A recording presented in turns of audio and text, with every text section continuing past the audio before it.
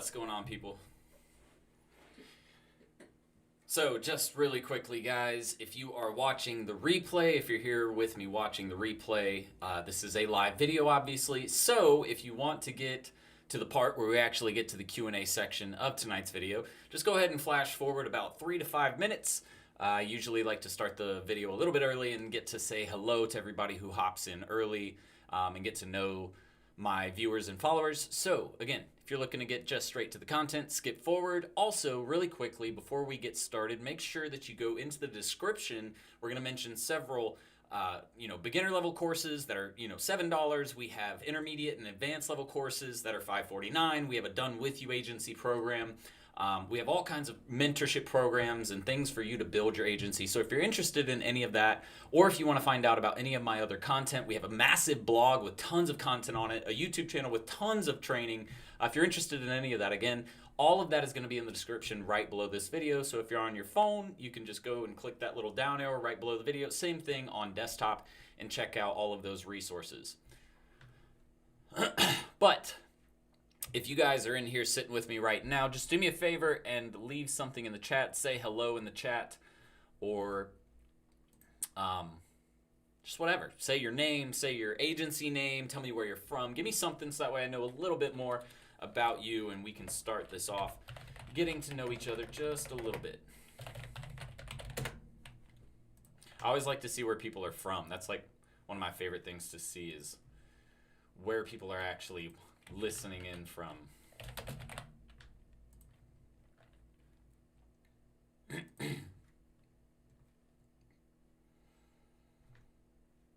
Cool.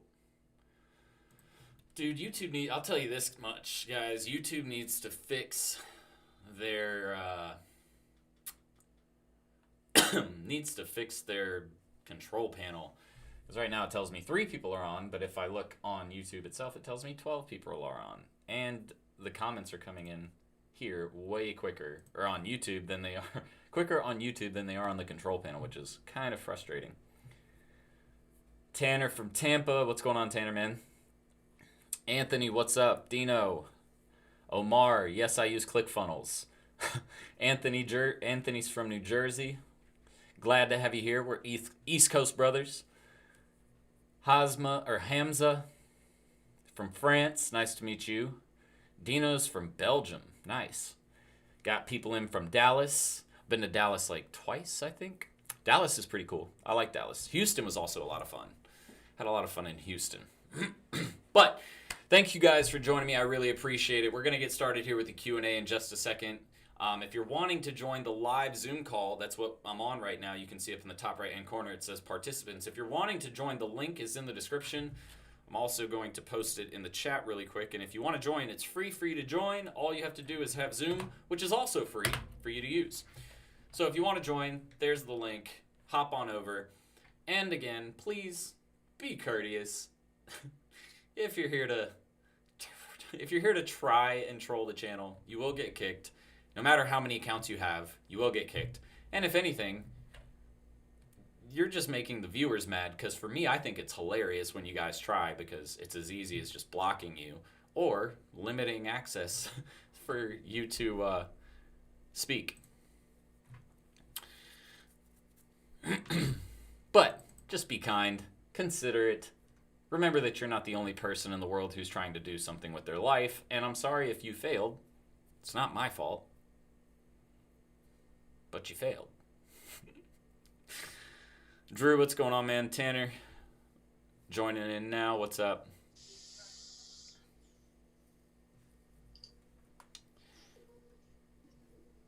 What's going on, man? Nice. Between 2 ferns. 2 ferns going, man. Doing so much Zoom these days. I hear you. That's freaking awesome, though. I was like, what the hell is this? He's sitting there between 2 ferns like Zach Galifianakis. By the way, guys, if you haven't seen that little skit before, I highly encourage you go through it. I think my favorite one was him and, was it Charlize Theron? And she's on there, and she's just dying laughing at everything that he says, and he's like, He's like, you're not supposed to be laughing at this. You're supposed to be like getting upset. Oh, and the one with Bruce Willis was hilarious. Like Bruce Willis just like literally like spits gum at him or something. I died, man. Easily one of the coolest skits on YouTube. But guys, just do me a favor. Keep your mics muted if you're going to be in the live call until I ask for you to unmute your mic, just so that way we can keep any background noise out of the replay. Extraordinary Money, what's up, man? So guys, we are go for questions. If you have questions about your SMMA, if you want to ask something specific, if you don't understand something, if you're wanting to know a methodology that we use or anything like that, feel free to go ahead.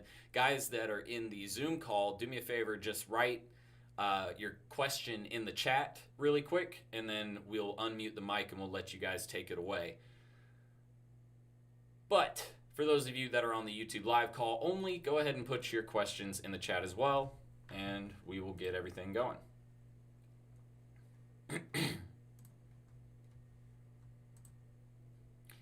And Omar, just to elaborate a little bit more on your question from earlier, yes, I do use ClickFunnels.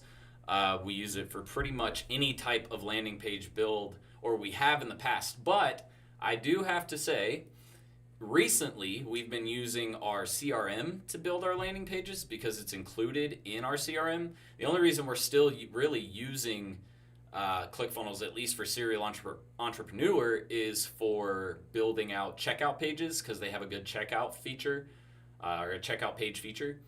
But as far as like landing pages are concerned, we actually started using Go High Level because they already have it incorporated into their platform, and you can customize design just like you can on ClickFunnels. You can do tracking for Facebook or Google ads, whatever it may be. So I recommend looking at Go High Level just because you get your CRM, you get a landing page builder, and if you go with the top tier ClickFunnels package, it's the same price as CRM's white label CRM function.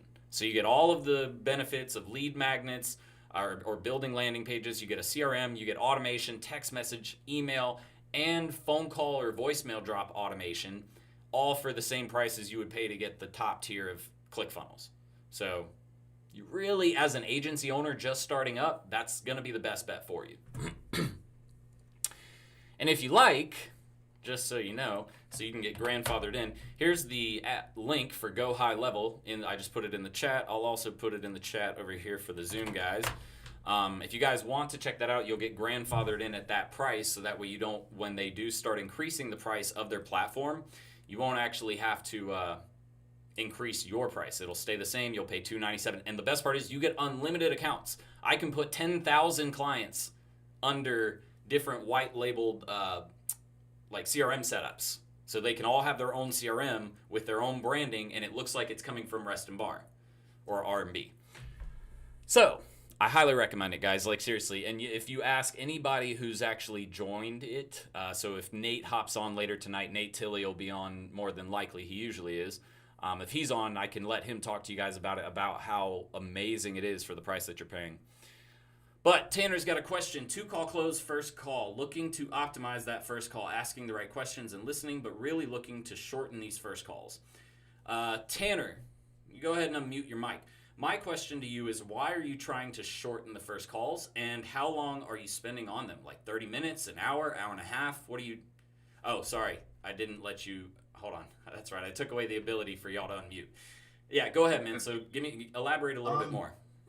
Yeah, I mean, to answer your question, they're getting upwards like closer to that, like 45 to an hour.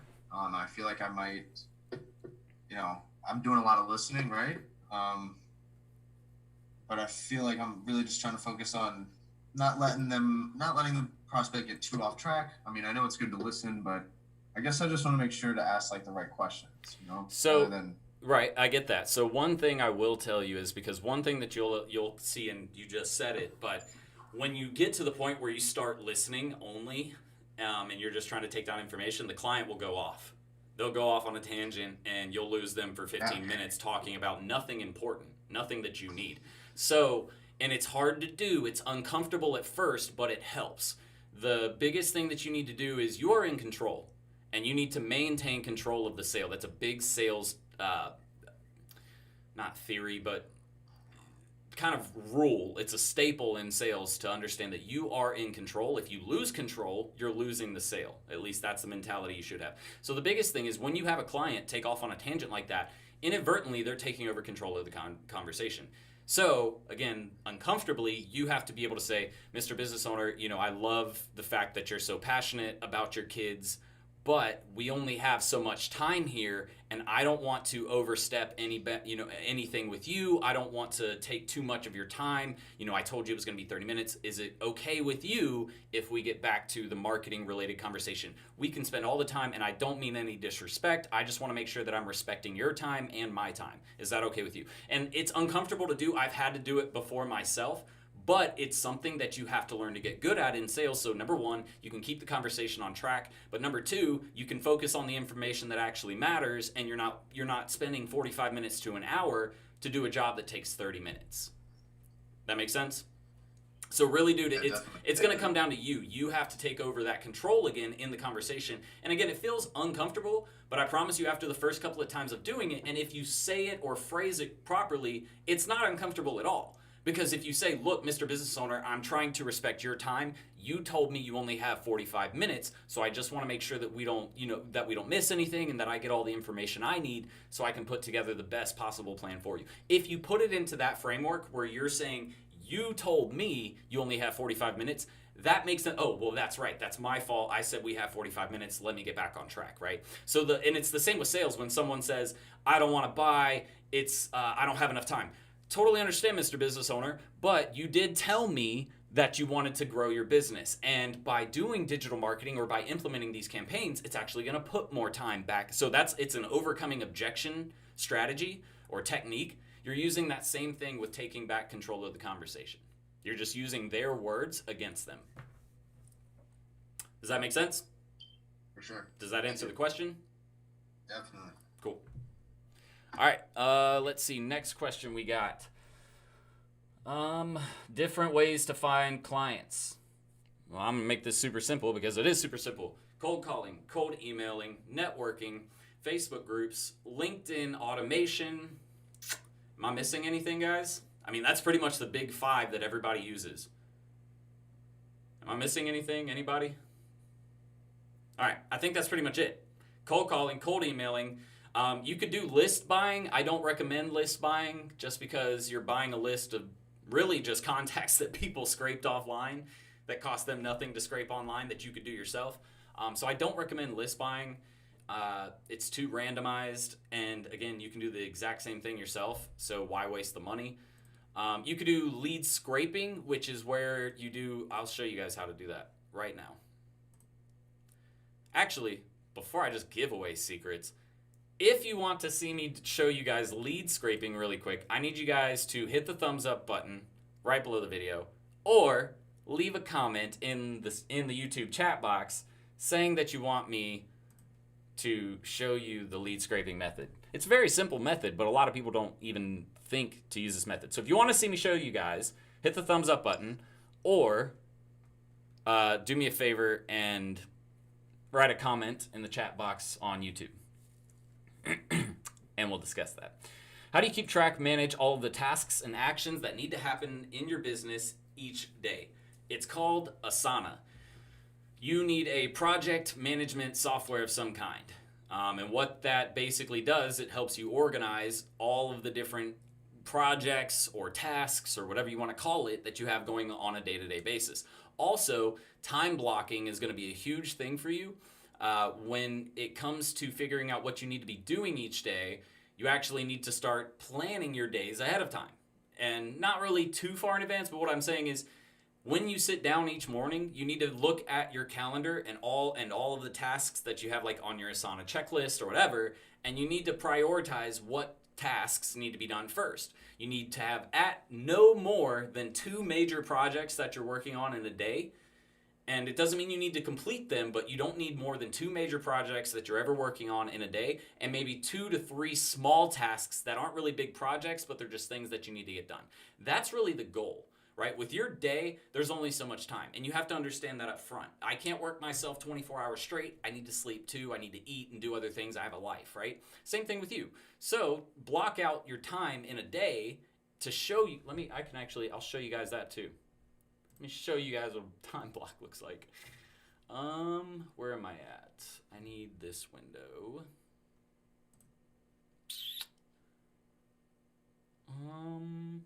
Yeah, we'll use that.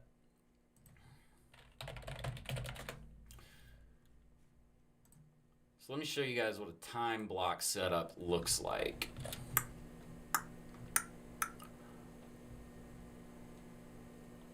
What? Why is it not on my... Okay, I guess let me check my rest and bar calendar. It should be on there. Maybe I took it off. Oh, no, it's on my rest and bar calendar. All right, so time blocking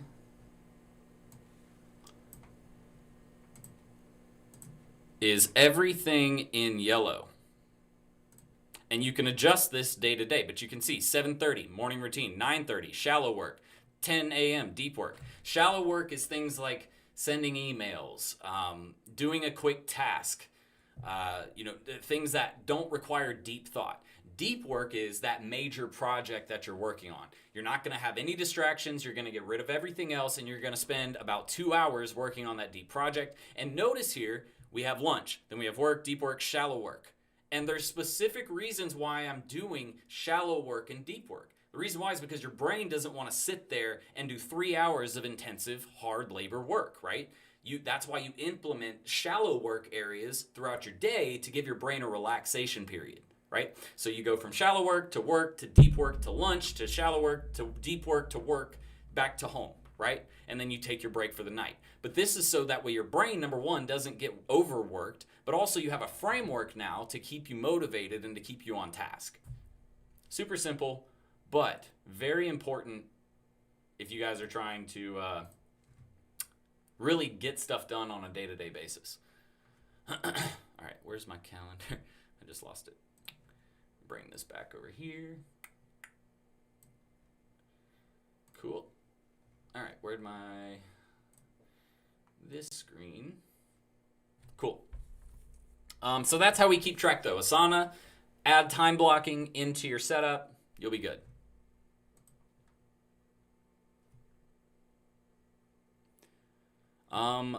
Kashif says, from past student, have you ever had anyone with a full-time job trying to reach out to businesses? One of my concerns is the time I reach out to them.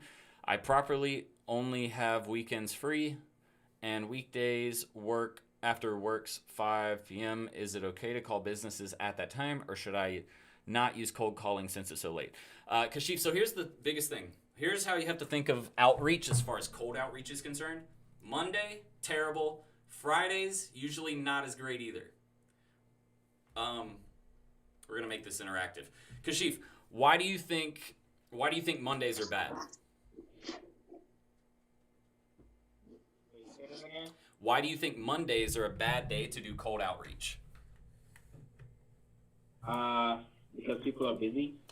Because they just came in from the weekend, right? Typically, people just came in from... What were you gonna say? I'm sorry. I was saying they don't care about work yet. They're getting back into the grind. Right. So it's exactly. Getting back into the grind, right? They just got off the weekend, so the first 4 to 6 hours of their day on a Monday is spent just, reorganizing, planning for the week, looking at old emails that were important that they didn't get to from previous Friday or over the weekend. So Mondays are typically bad. Why is my connection unstable? Comcast, I'm gonna kick y'all's ass. Y'all better get this shit under control. All right. So Mondays are typically bad. Tuesdays are great. Why? Because Monday just passed, so we don't have to worry about people trying to play catch up. They're back into the swing. They already have a plan. Tuesdays are great. Wednesdays are also great. Why? Pretty much any time in the day Wednesday past like 9 a.m. or 10 a.m. is pretty good. And the reason why Wednesdays is good is because it's hump day. People are already tired of their work week. They're looking for anything to distract them, right? Thursdays are also good. We're still in the middle of the week. Fridays are usually not that great unless you're calling like between 1 to 3 p.m. That's really it on Fridays. And even calling around 1 is going to be hard because people take longer lunches on Friday, right? So really 2 to 3, 2 to 4 is your sweet spot on Friday. And the reason why Fridays suck is because people take out early for Friday because it's Friday and the weekend's here. Saturdays are hard, right? So for your instance, I would recommend not necessarily, and who are you talking about? Is this your barber types of clients? Or is this somebody else? Like, what type of client are we talking about here that you're calling past 5 p.m.?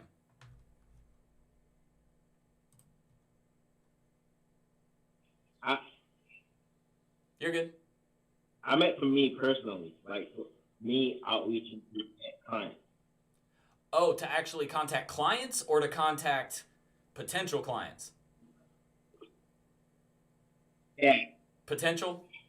Not a client yet? Clients from me, from my agency. Oh. Like, yeah. All right. So here's what you might want to do then. You might want to hire a cheap VA that can do that during the day.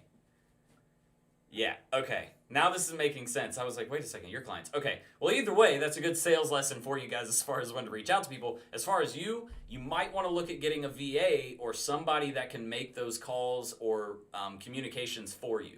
I know you said you have a girlfriend who's also working with you. Maybe she's not working throughout the day and she can send like a quick message from your email so that way it still appears like it's you too. Or you create maybe a info at whatever your business name is .com so that way all requests can go to that email and anybody can answer from that email, right? So those would be my solutions for you. That's what we do to make sure that we're pretty much reachable around the clock. Make sense? All right. For starting a starting agency web design, what is the best way to manage your time between looking for new leads and working on your own stuff and continually optimizing? Hey, Dino, I'm pretty sure I just covered that. I know you already had the question on there, but I'm making sure that thing I went over with time blocking, that's how you do it. You need to start segmenting your days out based on how you plan to work. And that alone will help you figure out, okay, well, I have this much time to spend here, this much time to spend here. And it's okay to flex. Like sometimes you have to flex the times and go a little bit longer in one or make it a little bit shorter. Just kind of depends. But you want to stick to that general guideline so you know, number one, you're always getting work done. You're not sitting around wondering what you're supposed to be doing. But number two, you have a framework to follow. When people start trying to, I hate people that say, oh yeah, I work better off the top of my head. Like I hate it when like bartenders or servers try to take my order off the top of their head. That shit drives me crazy because I know you're going to forget something, especially when there's like 8 of us here. If it's 2 people, you're fine. But if you're going to take my order and there's 8 of us sitting here and we have all these customizations, you're going to mess something up, right? So it's easier to have a guide to follow. If I write everything down, I have the guide to follow, right? So I know exactly what you need to order. Whereas if I try to put it all up in here, I'm just like, okay, now I got to recall everything. And that's the same thing people do with their business. They try to recall what they need to be working on or what's important. So that's really what you have to do. Set up a structure for yourself. What about ActiveCampaign CRM? I never used ActiveCampaign CRM. They have the worst CRM in the world. Do not use ActiveCampaign CRM. I promise you, you will not like it. Get clients through Facebook groups, offer a referral for leads. Exactly. That's what I do too. But that only happens once you get your first customer, right? Or once you have a client base. If you don't have a client base, you don't have anybody to send you referrals. So that's really what you need to do. You need to figure out how to get clients first, which I mentioned earlier, and then you can start worrying about referrals. Okay, so I said I was going to show, oh crap, what was the other thing I said I was going to show you guys?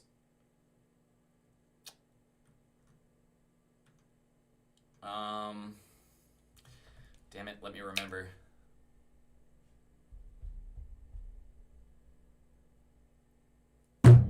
What was it I said I was going to show you guys? Tanner, you remember what I was going to show? Or Kashif, I'm unmuting you too. Do either of you know what I was about to show? Oh, shit. Drew, maybe you know. Drew, do you have any idea? I said I was going to say something or show you guys something if you guys put something in the Comments on the YouTube. I was thinking of a question. Oh, how to scan emails or prospects. Yeah. How to scrape leads. Lead scraping. Got it. Appreciate it, Tanner. All right. So, lead scraping. Let me get a Google window. This is seriously like, you guys are going to be like, oh, this is the dumbest thing Jordan's ever showed me because that was stupid simple. I should have known this. Watch this. No. Okay, so look. Here's a lead, here's a lead, here's a lead. Here's a lead, here's a lead, here's a lead. Here's a lead, here's a lead. Do you guys get what I'm doing? Does anybody know what I'm doing? Basically, guys, learn this saying. It's easier to find money than to make it. All right? What that means is it's easier to find people who are already spending money than it is to find a business who might not be spending money and convince them to spend money. Right? Does everybody get what that means? So, what this means is these people are advertising already. They're spending money, meaning that's a prime type of target for me. So my strategy when I do this, here's the first thing. Number one, Aspen Dental, I already know they're a major dental practice, and they're ranking number 1. So they might be happy with their results. You can attempt to reach out to this company. It's not a bad idea, but just know you might not get the result you're looking for. Oh, wait, am I not sharing my screen? Bro. My bad. All right, let's try this again. I wish I would have told. I see. My bad. Okay. All right, guys, we're gonna do this again. Dentist near me. Here's a lead. Here's a lead. Here's a lead. We scroll down. Here's another lead. We go here. Here's another lead. Here's another lead. Here's a lead. Here's a lead. Here's a lead. And these are the prime leads right here. Well, why do you think they're prime leads? Does anybody have any idea why this would be a set of prime leads? Hold on. Kashif, why do you think this is a set of prime leads? Or Tanner, why do you think this is a set of prime leads? Because I would say they're already spending money. So yes, but there's one better reason other than them spending money. On the second page. There it is. That's why. They're probably not happy because they're showing up on the second page. Nobody wants to show up on the second page because nobody checks the second page of Google. Right? Especially for a local search for a dentist, right? Nobody's going to check the second page for that because I'm going to find all of the results I need on the first page. All of the top dentists in that area are going to be on the first page. So why would I go to the second page? I won't. That means these companies right here are probably not as happy, especially as happy as the people on the first page of Google, right? So these are prime leads right here. These are guys that I would be calling out to all the time and be like, hey, I saw that you were advertising on Google. I came across your ad, but I noticed you were like on the 3rd and 4th page of Google. I'm sure you're aware nobody checks those pages. So I just wanted to call in and check and see how's your campaign performing. Are you guys getting the results you wanted? And this isn't what you say, by the way, to the desk lady, because the desk lady will have no fucking clue what you're talking about. This is what you say when you actually make a meaningful connection and they get you to the person who actually has a little bit of decision-making power or can get you to the person that has that power. All right, so these are prime leads right here, though. This is one of the easiest ways to scrape leads because, again, you can do dentist. And what you'll do is this. Don't just do dentist near me. If you're covering the whole state near you, I could go down to South Georgia. I could say dentists in, I don't know, let's say Griffin, Georgia. That's South Georgia. All right, so now I'm getting dentists that are advertising in Griffin, right? I can do this all over. All right, and it's going to give me different people that are advertising on Google. And I'm not done. Guess where else I can do this? Bing. Yahoo. Why? Because they also have ad networks where people are spending money to show up in their search results, right? So same thing here, dentist near me. Ads related to dentist. See? Pretty straightforward, guys. YouTube just does a terrible job at making something look like an ad. Honestly, if you want me to be, completely honest, I don't ever look at Yahoo just because they're terrible. I use Google and Bing. That's pretty much the only two that I scrape leads from. Kind of up to you what you want to do. But, guys, it's that simple. Easy way to find leads right there. All right, what else do we got?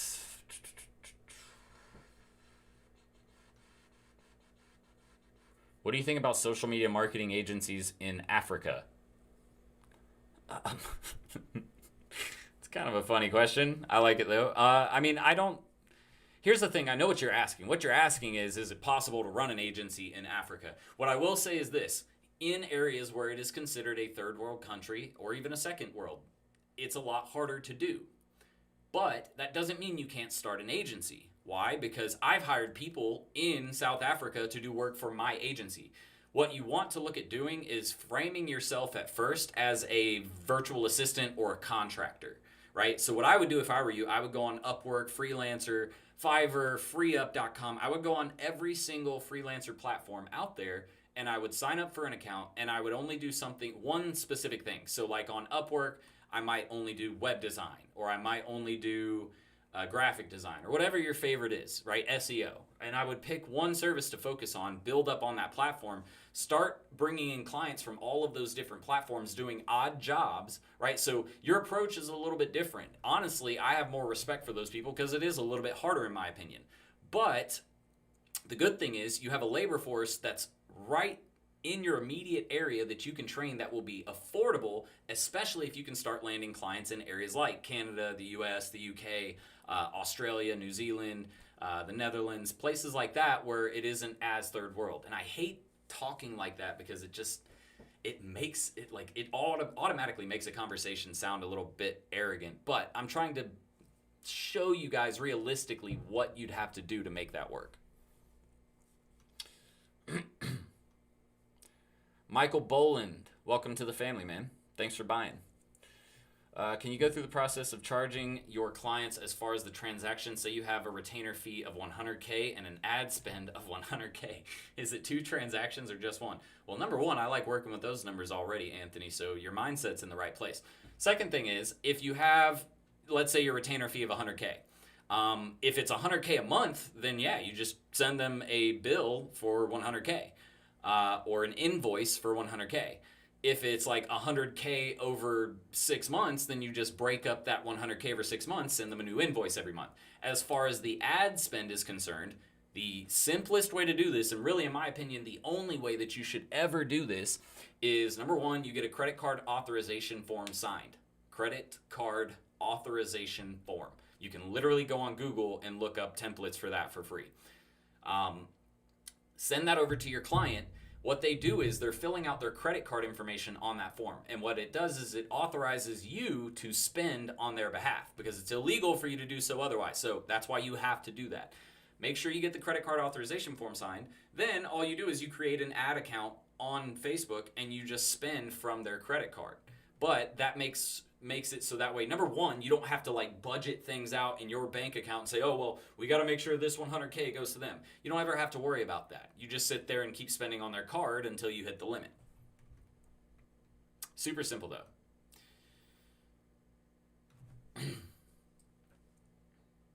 When cold messaging, would it be better to message the business owner or business page? I think it kind of depends because it depends on the business, right? So with real estate, if you're messaging a real estate agent's page, it's probably going to be the real estate agent who responds, which is what you want. Whereas if I went to, let's just say, a restaurant, usually the owner of the restaurant, which is the decision maker, is not the one checking the messages. He probably has like a server or the restaurant manager or even an assistant manager checking those messages. So all they're going to do is say, hey, Mike, somebody messaged you about marketing. That's all you're going to get. So in my opinion, that way is not the best way to do it. So I would say if you can find their personal page, that's why LinkedIn has become one of my favorites because I can get directly to the person I'm trying to reach.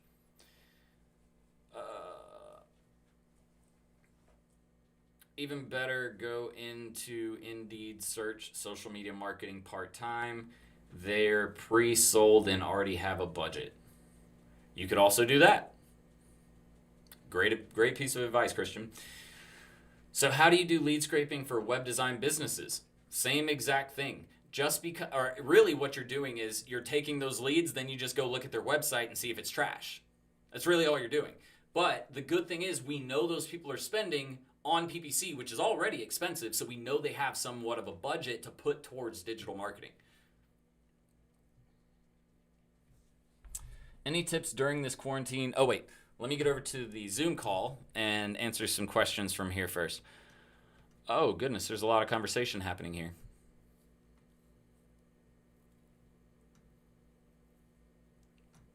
Quote of the day. What was my quote of the day?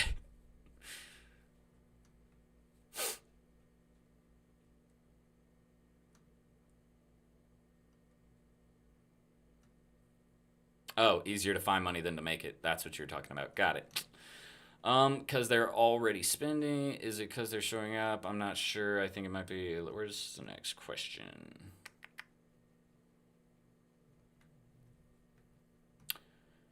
Do you think advertisement will ever have equal opportunity? I'm not sure what you mean, Christian. Can you elaborate a little bit more? Christian, I'm going to. Are you still in here? Ah, you already left. Well, that sucks. I was gonna answer your question. But I need you to elaborate a little bit more if I'm going to do that. Only 0.5 cents per hour, or 5 cents, sorry, 0.5. Only 5 cents per hour. Kashif, someone likes your beard. If a client does not know the sales cycle, how long it takes, how do you find that out? Do you test first and then... Whoa, okay. Do you test first or... and then first... Yeah, what was that? I was like, wait a second, I don't know what this is trying to say. All right, so...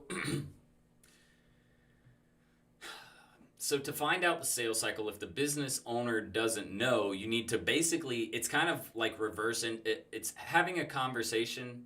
It's reverse engineering a conversation is what it is. So what I would say is, okay, well, Mr. Business Owner, no, I would probably try to figure out, number one, have you done any marketing in the past, and try to have them elaborate on that experience. Okay, cool. So you were marketing. How long until you saw a return or some results start to pop in?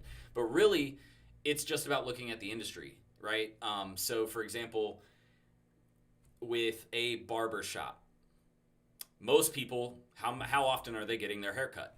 That's what you would look into. That's their sales cycle, right? How long on average is the person getting a haircut? Or how many times per year is a person getting a haircut? And even be specific, Kashif, and I'm not trying, just so you know, I would look at African American, how long, if it's an African American style barbershop, if it's a, predominantly white barbershop, same exact thing, because it's different for different demographics, right? So look into those, but that's really what you're looking at. You have to say, okay, well, and for example, like a high ticket product, right? So my Done With You agency product, we expect, and this is a newer product, but even before we started selling it, we came up with an idea of a sales cycle because we wanted to understand how long it was going to take someone so we could build out our remarketing campaigns, right?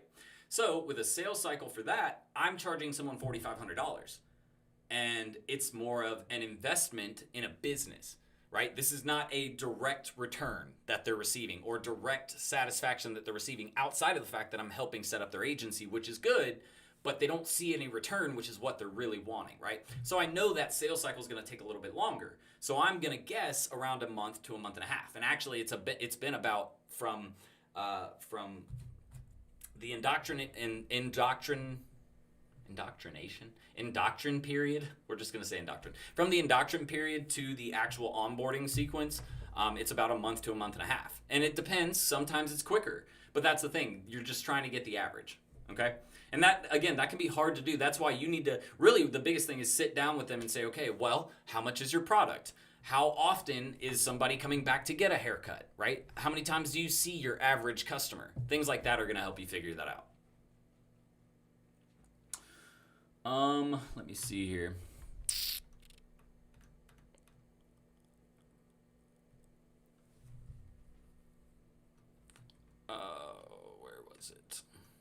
I normally calculate the area of Pythagoras, then times by the circumference of the business. Easier to find money. What? The area of Pythagoras, then times the circumference of the business? To find population?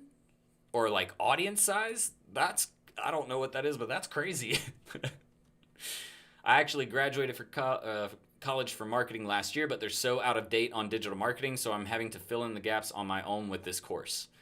Dude, tell me about it. You should have been in college when I was in college.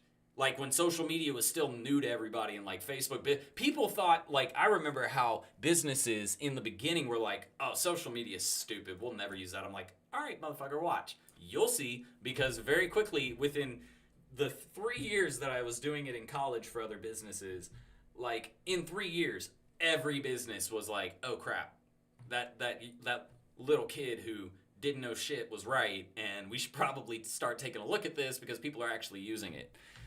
But yeah, man, that's the thing. That's why UGA, the University of Georgia, last year they asked me to come speak at their marketing college because they liked my presentation on Facebook marketing so much that I did at Digital Summit. But the fact that a college is coming up to me and having me or wanting me to go speak there because of the fact that they know that they don't have training anywhere near as in depth as what we do is an indication as to what, like, I actually am kind of upset that there are colleges out there putting out digital marketing certificates and degrees when they're not teaching shit that actually matters. That's what really blows my mind, because and you said it best, like, you went there and you still have to fill in gaps. So it doesn't really make sense.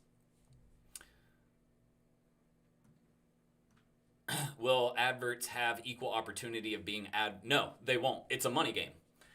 So it's a good question. Will advertisements ever have equal opportunity of being advertised to society? No, because Google wants to make money and stay in business. So there will never be equal opportunity because of that. Once money comes into the picture, there's never equal opportunity again. You will never see equal opportunity with money involved.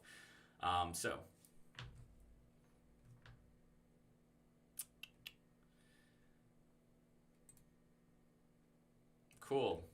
Well, we found one of our scammers. Michael, yes, I agree. I did it in college, and by the time I was done, nothing I learned mattered. Yep. They're still only into Facebook here. The only business using Instagram or SEO are run by younger people. Dude, the fact that they're not teaching SEO and PPC or email marketing or content marketing, which was around way before social media marketing was ever around, and is still more prominent than social media marketing because it can benefit every business. Like, SEO will benefit every single business, no matter what type of business it is. So it's amazing, man. People really, and the fucked up part is these colleges are making 10 times the money I'll ever make selling digital marketing programs, and they don't even teach you shit. But this goes to show, because we say it all the time, you don't have to have a college degree to make a bunch of money, because there's actually better information out there than a college can actually teach you. Why do a degree when you can get this guy's course for $10 a month with that? Well, that's not the course that everybody's talking about. That's my mentorship program, which is, I can't knock that. We do a lot of great training there, but the course is actually $549. But that's our full-on, Kashif, I think you said it took you like 2 months, maybe 3 months to get all the way through, because there's so much content in there. And like, that's the thing, dude, you can seriously get a college education style education out of that program without even having to pay for a college education experience. And it's 1/1000th of the cost of college. So, or no, 1/100th, I should say, if the average college is spending 50. I have an investment. I'm glad you guys like it, though. Valid point. I strongly agree. What a waste of college tuition. Yep. Can we get an F in the chat for college? And I'm doing it like 5 to 6 hours. Oh, you're talking about my program. I'm doing it like 5 to 6 hours a day, and I'm not even 1/4 of the way through. 300 plus lessons, plus templates. We have quizzes. Dude, I'm telling you, like, I know for a fact, like, all these other guys, oh, God. I love how they boast about their programs, and it's just trash. Let's see. I know people making $1 million in Africa with SMMA. Yeah, totally. It's possible for everyone.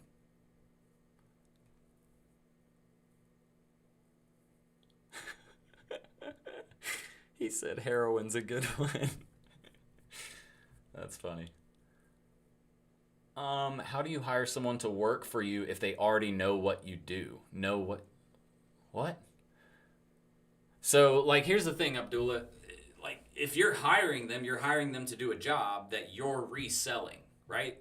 So it's essentially like hiring an employee. Same thing, you're just probably paying a little bit more for a contractor than you would for the employee, unless you're hiring from somewhere super cheap. But that should be expected. That's part of the business. Like when you start outsourcing work, they have to know what they're doing. Otherwise, you shouldn't outsource to that person. That'd probably be a bad decision. So I think that answers that question. I'm pretty sure that answers that question. I'm getting clicks but no sales. What can I do to change that? Keith, I would need you to explain a lot more about what you're talking about. Is this for your agency? Is this for a client? What types of ads are you running? What's on your landing page? Like, I'd need to see a lot more to understand why you're not getting actual leads. How much can one get paid for content creation from a first world country client? And what do they base on to pay? So each area is going to be different as far as what you would consider first world. Like things in the US are typically more expensive than, say, like dollar for dollar, we're a little bit more expensive than the typical lifestyle in like the United Kingdom. But again, that varies. If we're talking about South Atlanta, super cheap. We're talking about North Atlanta, super expensive. So it always kind of varies based on where you live. And either way, as far as what you can get paid, it's not about what you can get paid. What you should be looking at is setting a base rate that you want to make per client that you're not going to budge on. Which with my students, I tell them $1,500 a month is the very minimum that you'll ever want to take. So if you're doing content creation, number one, if you're doing it for business in the US, you're not doing this for like a local business, small local business. I mean, you can, but you need to have tons of projects continuously coming in because they're probably not going to sign you on for a month-to-month contract or a retainer. What you're looking for is larger scale businesses that need blog content created, video content created, and that's going to be harder for you to do as far as the video content. It's not impossible because you can still outsource all the video creation part of it, right? And you just have calls with a video team that's based in the US. They do the video, send it over to you, you do the editing, or even they can do the editing if you have the deal worked out properly. So it just kind of depends. But I would say that you'll probably want to focus on blog content, graphic design, stay away from video content to begin with. But you should look at finding clients that are willing to spend at least $1,500 to $5,000 a month.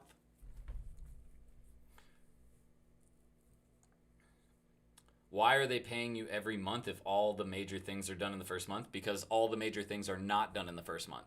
The first month, the first 2 weeks is typically strategy and setup. Also, if I'm running ads, I'm not just running ads once, setting them up and letting them go. There's tons of work that goes into it past that. SEO, constantly updating SEO. You're not just setting a page and it's done. Keyword targeting changes. Why? Because keyword relevancy changes. So you need to be targeting the most relevant keywords, not just keywords that you think people are going to be searching for. Let's see. Design-based things. Things change in design all the time. People update the way their website looks on average 2 to 3 times a year. So there's always reasons why people are paying you past the first month, unless you're doing something like a logo design, right? That is a one-time payment setup, right? You pay me once, here's your logo. Same thing with a website. You build the website, here you go. But most businesses who run website agencies, they charge a monthly management fee to do domain hosting, or your domain and hosting, to do minor revisions on the site, minor content revisions, software updates. So there's always, I can't think of anything else other than maybe graphic design or logo design where you would just need a one-time setup and then you're done. Every part of digital marketing requires constant upkeep. That's a thing too that business owners don't understand, that you need to make very well known in the beginning. When you are setting expectations up front to deal with that client, you need to let them know, look, it's going to take us time, number one, but also this is not a once and done type of thing. We have to continuously maintain and update the content or the strategy or the structure, the setup, whatever that you're maintaining for them. You guys mean you weren't happy paying thousands to learn emailing and mail flyers? That's pretty good. What is stopping a person from Africa from running SMMA while all is needed is a license? There's nothing stopping them. And that's the whole point we were trying to make. It's about your drive to want to be successful. There's nothing stopping any of you from creating a successful agency other than yourself. Have you ever heard that term or that saying before? You're your own worst enemy? That it's said it's said all the time for a very specific reason, because you're the only person actually stopping yourself from being successful. Yeah, some of us have worse luck than others. Yeah, some of us have better breaks than others, but that doesn't mean it's impossible for you to do.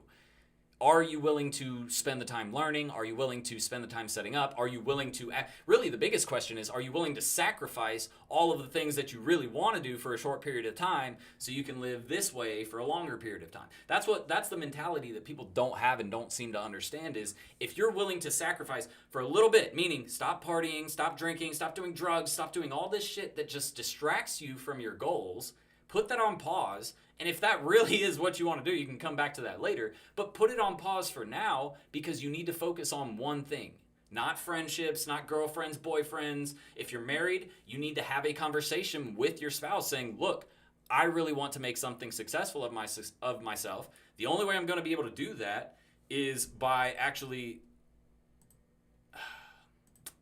There we go. Report, inappropriate, other, bye. I had to stop hitting the grass. I hear you, man. I get it. Oh gosh, that's funny. No one just makes a logo then dips. There's tons of people who do that, but you're the guy who's trying to say that your left hand's your worst enemy, so and I already removed you, so watch out for the drugs. Sebastian's your accountability partner. What time is it? 8:19. All right, we got about 10 minutes left. Let me see if we had any decent questions over here that definitely need answering. I just got past the marketing strategies area of the course, and it sounded very similar to the stuff they taught in college. It's because it was literally, that stuff was stuff I learned in college. Like, that's the thing. I'm going to teach you guys the basics of marketing, but then I'm going to go in, and that's the difference between my program and others. We're not just going into digital marketing and how to get clients. Like these dudes like Sebastian Robeck. Oh my God, if I have to see one more stupid ass ad from that kid who's only been running an agency for 2 years but acts like he's this big genius guru. This guy doesn't know shit about digital marketing or running an agency. He shows ads about his course sales and then passes it off as agency sales.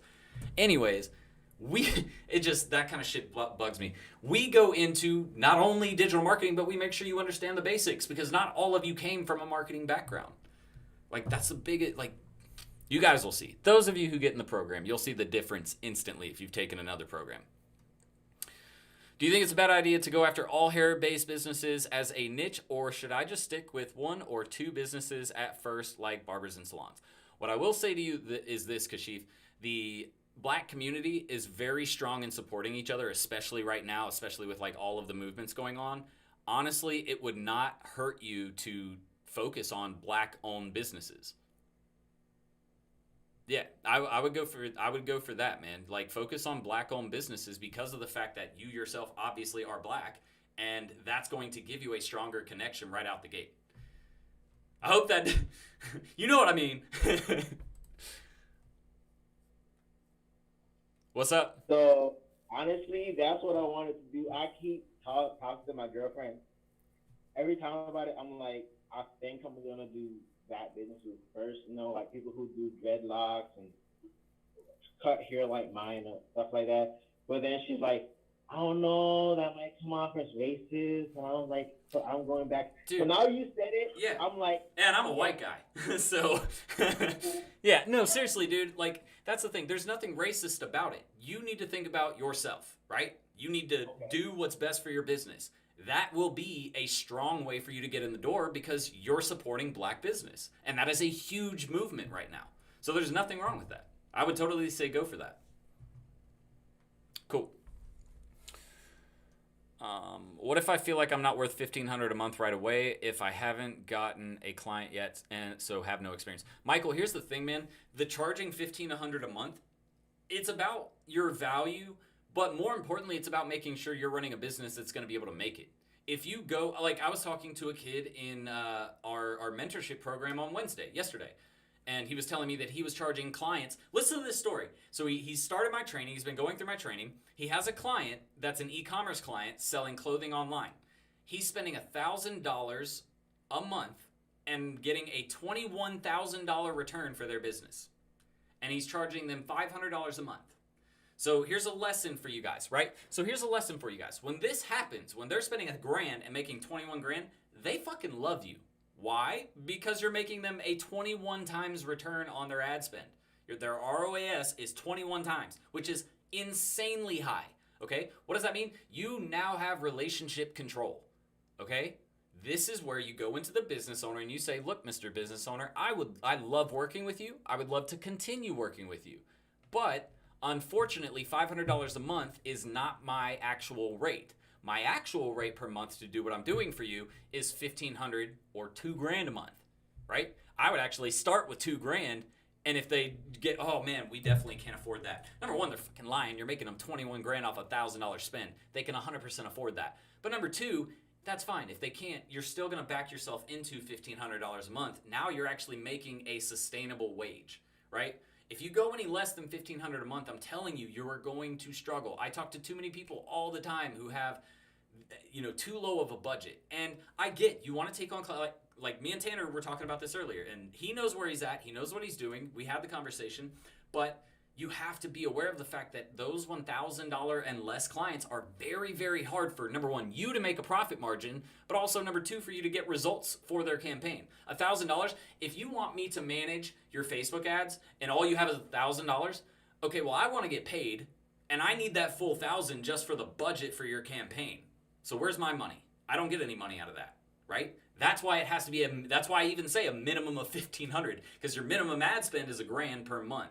Per platform, right? So if you're going on Facebook, Instagram, which is really just one platform, if you're on Facebook, Instagram, $1,000 that will be committed to that. If they want to do YouTube and PPC as well, then you need another $2,000 at minimum to do that, right? So where's my money? That's the reason why we don't go less than about $1,500, because you will not make money for your business. And I get, you want to get clients. So if that's your strategy, just to get your first client so you can get a testimonial and you don't need to worry about making money right now, fine, take that. But if I were you, I would have the conversation up front so you set expectations properly to say, look, just so you know, I'm going to do this for $1,000 right now or $1,500 right now, but 3 months from now, when I'm getting you a positive return on your investment, we're going to have to go to my usual rate, which is actually $1,500 a month or $1,000 a month, whatever you actually want to charge. But that's my opinion.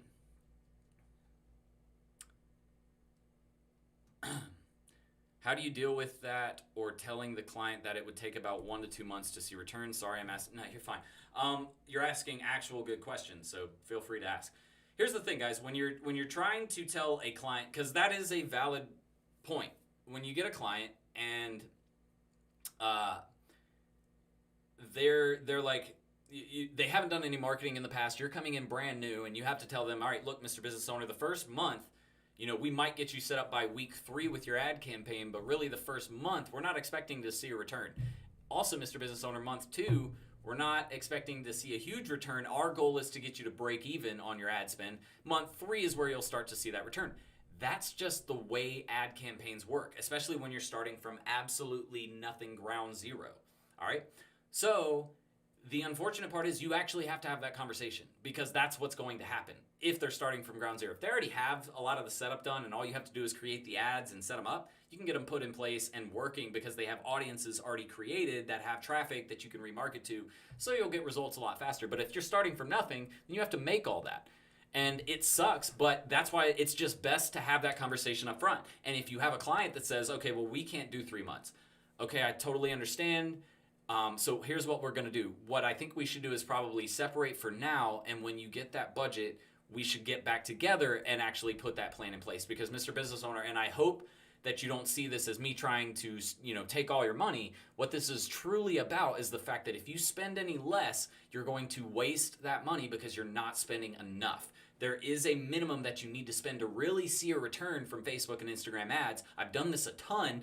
I've learned from the best. They're all telling me this. So I'm taking their word, as the Bible, and I'm using that as my guide for you as well. And I don't want to steer away from that guidance, because they have a proven system that works. They've done this thousands of times, and I know that this works, but we have to hit that minimum budget.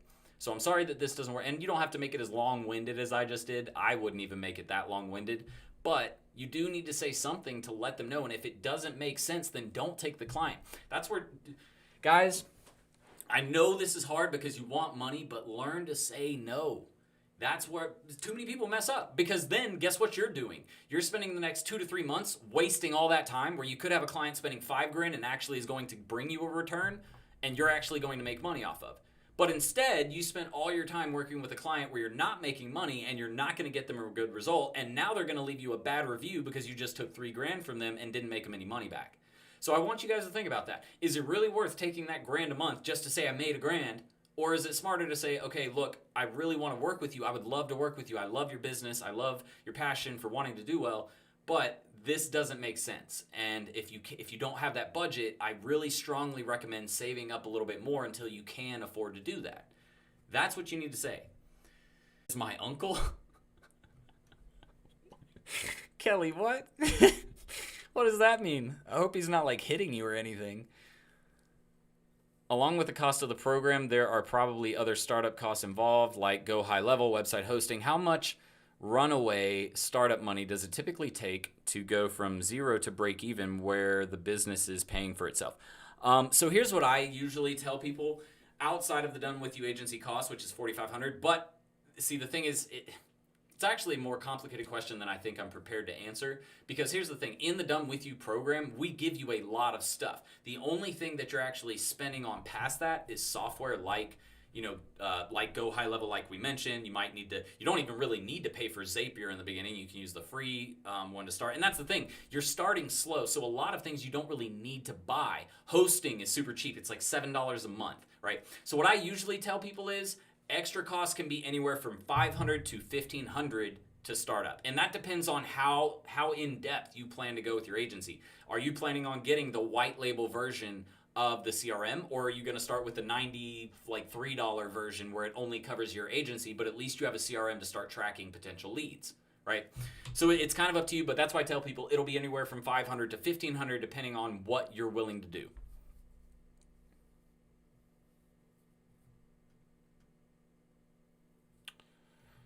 All right, boys and girls, so that is it for tonight. I'm sorry if I didn't get to everybody's question. Again, though, if you guys have never done this before, you really should get on our Zoom call. And the reason why is because I prioritize questions by people who are asking them on the Zoom calls, because I know that these people are not saying that you guys over here on YouTube are not, but I know these guys are super serious about what they're doing. Otherwise, they wouldn't join a Zoom call. Like I can confidently say that these people are a little bit more serious. And again, not that you guys over here aren't, but this is a signal that shows that they are. So I answer these questions first. I give them priority because of the fact that they're on the call. So if you guys want to have your questions prioritized, definitely make sure you join the Zoom call next time, so that way you can get your questions answered. Also, just so you guys are aware, if anybody has a question on YouTube, if you super chat the minimum amount, which is just $1, I believe, I prioritize your questions there as well. And I guarantee that I will answer your question before I get off the call. Like if it's 9 o'clock and I'm still answering your question, even though it's only $1, I'm going to guarantee that I answer your question. That's just my promise to you guys. So, Jesus, there's 40 more messages below? What have you guys been talking about? Good God.